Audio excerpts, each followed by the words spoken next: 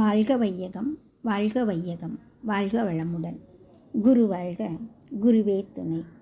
இன்றைய சிந்தனைக்கு நாம் எடுத்துக்கொண்டிருக்கும் தலைப்பு 10 10 1 பூஜ்யமும் பூஜ்யரும் என்ற தலைப்பில் வாழ்க்கை மலர்களில் மகரிஷி அவர்கள் அளித்துள்ள விளக்கமே இன்றைய சிந்தனைக்கு நமக்கு விருந்தாக அமைந்துள்ளது. பூஜ்யமும் பூஜ்யரும், அது என்ன பூஜ்யம்? நமக்கு தெரியும். பூஜ்யர் என்றால் இறைநிலையை உணர்ந்து அதை மதிப்பவர்களை பூஜ்யர்கள் என்பார்கள். முதலில் பூஜ்யம் பற்றி சிறிது விரிவாக பார்ப்போம். பூஜ்யம், முழு எண் என்று ஒன்று இருக்குமானால் அது பூஜ்யம் ஒன்றுதான்.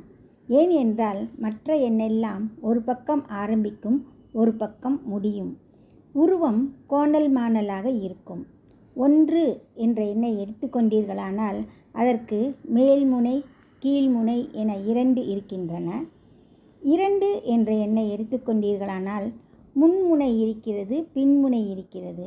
மற்ற எண்கள் இந்த பக்கம் அந்த பக்கம் வளைகின்றன. 1 2 3 4 5 6 7 8 9 என்ற எல்லா எண்களும் கோணல் மாணலாக இருக்கின்றன. ஆனால் பூஜ்ஜியத்தை எடுத்து பாருங்கள். அது எங்கே தொடங்குகிறதோ அங்கே போய்த்தான் முடிகிறது. பூஜ்யம்தான் முழுமையான எண். மற்ற எண்களுக்கு மதிப்பு வைத்திருக்கிறோம்.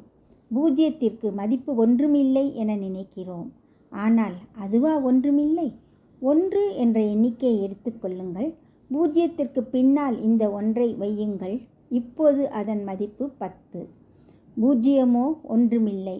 ஒன்றுமில்லாததை மதித்து அதற்கு பின்னால் 1ஐ வைத்தால் அதன் மதிப்பு 10 ஆகி விடுகிறது. 2 பூஜ்யங்களை வைத்தால் 100 ஆகி விடுகிறது. 3 வைத்தால் 1000 ஆகி விடுகிறது. பூஜ்யத்திற்கு ஒன்றுமே இல்லாத போதும் பூஜ்யத்தை அலட்சிப்படுத்தி 1ஐ முன்னால் போட்டால் 1இன் மதிப்பு 10ல் 1 ஆகிறது. அதாவது 1ற்கு பின்னால் பூஜ்யம் வைத்தால் அதன் மதிப்பு 10 ஆகிவிட்டது. 1ற்கு முன்னால் பூஜ்யத்தை வைத்தால் அதன் மதிப்பு 10ல் 1 ஆகிவிட்டது. அதே போன்று இறைவன் நிறைவானவன், தனக்கென்று தனி மதிப்பு இல்லாதவன். யார் அவனைச் சேர்ந்தார்களோ அவர்களுடைய மதிப்பை உயர்த்தக்கூடியவன். யார் அவனை அலட்சியம் செய்து ஒதுங்கி இருக்கிறார்களோ அவர்கள் 10ல் 1 ஆகிவிடுவார்கள்.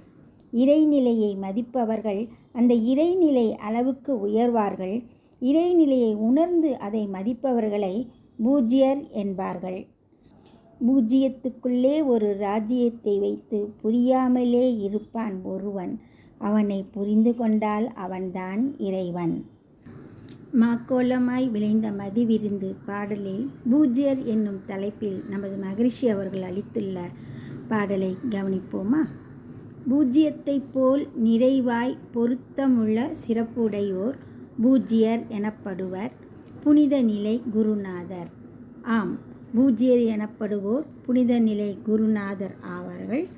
பூஜ்யத்தைப் போல் நிறைவாய் பொருத்தமுள்ள சிறப்புடைய பூஜ்யராம் நம் புனித நிலை குருநாதர் அருட்தந்தை வேதாத்திரி மகரிஷி அவர்களின் அருள் வழி நின்று 10ல் 1 மாறாமல் 1லிருந்து 10 100 மதிப்பில் வளம் பெறுவோம், வாழ்வில் நலம் பெறுவோம்.